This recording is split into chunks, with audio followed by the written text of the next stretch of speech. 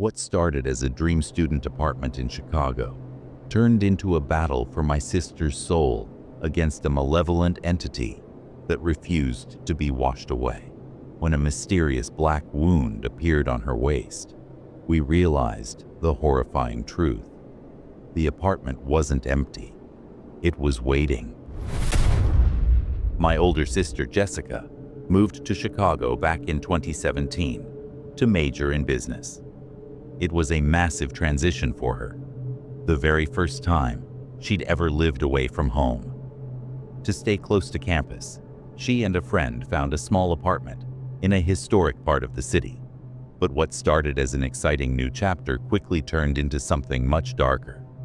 This is that story, told in Jessica's own words. Our apartment was on the ground floor. It was a one-room unit with an attached bathroom and a small kitchen. This room was originally meant for security guards, but since the area was like a gated community, there was no need for guards. So the landlord put up a notice to rent the room to students, and my friend and I moved into that apartment. The landlord was somewhat reluctant at first, but eventually agreed. For the first month, we had no problems. The days were going by very normally. But suddenly one day, my roommate's mother fell ill, and she went back to her hometown for 15 days. I wasn't used to staying alone, but I was trying to adjust to it. It's only 15 days after all. Or if it became too much of a problem, I could go back to my family home in the suburbs. But 2 or 3 days after my roommate left, something happened that I couldn't consider normal by any means. About 2 days after my roommate left, probably at night, I was using my phone when I suddenly heard a dog barking. It was clear that the sound was being made by a dog, and such incidents are very common. But what bothered me was when I realized that the dog was barking loudly, and the sound seemed to be coming from inside the building itself. And if I just opened the main door of my apartment, I would be able to see the dog. But how was that possible? It was 12 p.m., and the building's main door was closed by 10 p.m. and wasn't opened unless there was an emergency. And there was no small gap in the main gate through which a dog could enter. I gathered the courage to see what was happening outside the gate. Our apartment's main gate had a smaller door within it, so I opened that smaller door and just peeked outside. What I saw made my blood run cold. A dog about 2 feet tall was standing in front of the garage, facing my door. The dog had gone quiet by then and stared straight at me for 5 minutes. I don't know how to describe it. I had never faced such a strange and terrifying incident before. It seemed like the dog wasn't even blinking.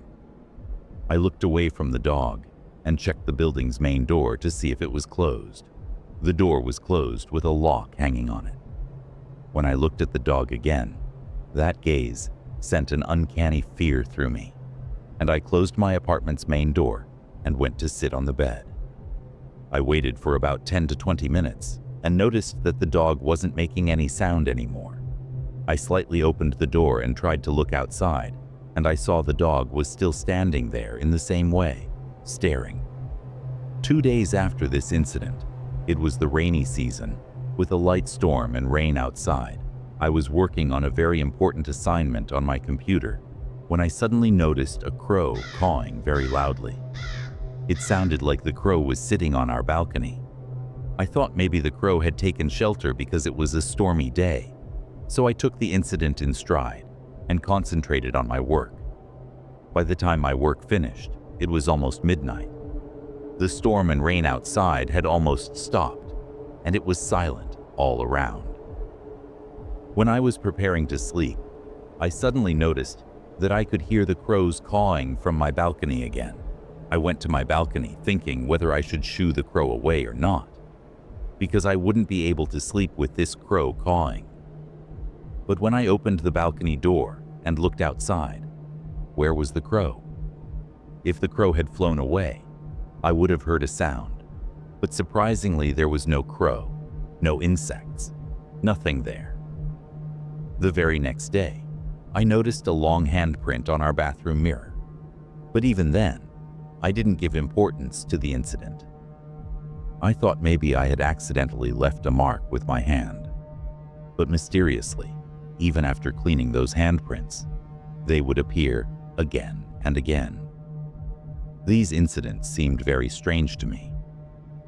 I had never encountered such incidents before, so I really couldn't figure out what I should do. And to tell you the truth, I'm actually somewhat introverted, so I didn't share anything with anyone, not with friends, not with family. I decided that I would go to my home in the suburbs and stay there until I saw my friend and her mother. So the day before I was supposed to leave, I started packing my bag, and by the time I finished packing, it was almost 10 p.m. Let me mention the handprint again. This was seen regularly, and although it seemed very strange to me, for some reason, I didn't tell anyone. Anyway, it was the rainy season. Rain was pouring heavily outside. At that moment, I felt like a moaning sound was floating from somewhere outside. The sound was unclear, but its intensity was terrifying. It seemed like the sound was coming from one of the upper floor apartments. It was like the kind of lamentation women make when crying after someone dies in the house. For the past few days, such abnormal incidents had been happening to me regularly. Each time, I tried to find some reason or logic in these incidents. This time, too, I thought maybe someone on the second floor had died, and that's why the women were crying like that. But that sound was so ominous and terrifying that I couldn't even believe the logic I was giving myself. To tell you the truth, I was very frightened then. Still, with heart-pounding fear, I gathered courage. I opened the door and tried to understand where exactly that horrifying sound was coming from. As soon as I tiptoed to the balcony, I felt like that wailing had instantly faded far away. Yet just moments before, it had seemed like the sound was so intense that it was tearing through my ears and into my brain. A strange stillness was all around. I couldn't hear anything else. Restlessly, I came back to the room from the balcony. But as soon as I took a step, my blood froze. The moment I stepped into the room, it felt like that disembodied lamentation had returned to exactly where it was before, right near my ear. That crying sound was so intense and terrifying that I had no choice but to lie down with a pillow pressed against my head in panic. It felt like some evil shadow was lurking very close to me. The next morning, I didn't dare delay even a moment. Early in the morning, I set off for the suburbs. When I was sitting on the bus after boarding, I felt a slight tingling pain in my waist. I didn't pay attention to it then. I thought maybe it was happening because I had slept awkwardly. But who knew that behind that pain, some cursed torment was about to begin. After reaching the suburbs, Mom was very happy to see me. But inside, I was still curled up in that night's terror.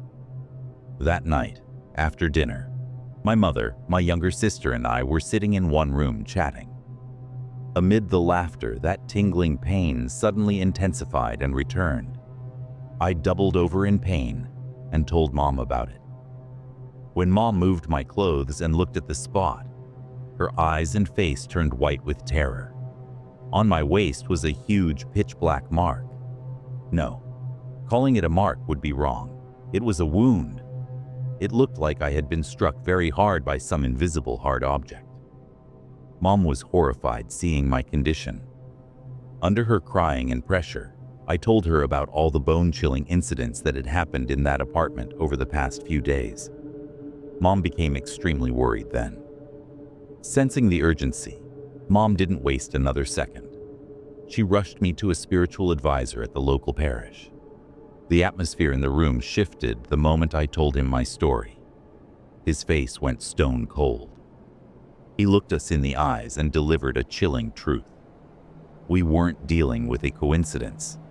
Some kind of malevolent supernatural force, a demonic entity, had claimed that apartment as its hunting ground. Since we were students, There wasn't much prayer or religious practice in that lonely apartment. Maybe taking advantage of that opportunity, that disembodied force had tried to possess me and had frightened me. He advised me to stay grounded in prayer and to keep the energy of the apartment clean and light. His final suggestion was more unsettling. He told me to move out as soon as possible.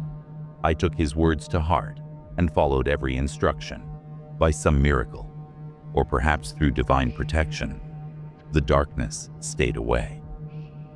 From that day on, I never encountered that entity again.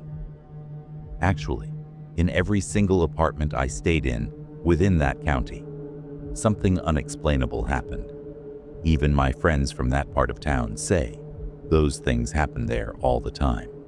I've had other close calls, but these experiences were by far the most terrifying. I've managed to move on, but even now, when I look back, the memory still chills me to the bone. This was my sister's story. If something strange has ever happened to you, feel free to share it with us. Who knows? Your story might be the next one we tell. Stay with us. Don't forget to subscribe to the channel, like, and share this video. And keep waiting for our next real horror story. For today, we're signing off. Bye and take care.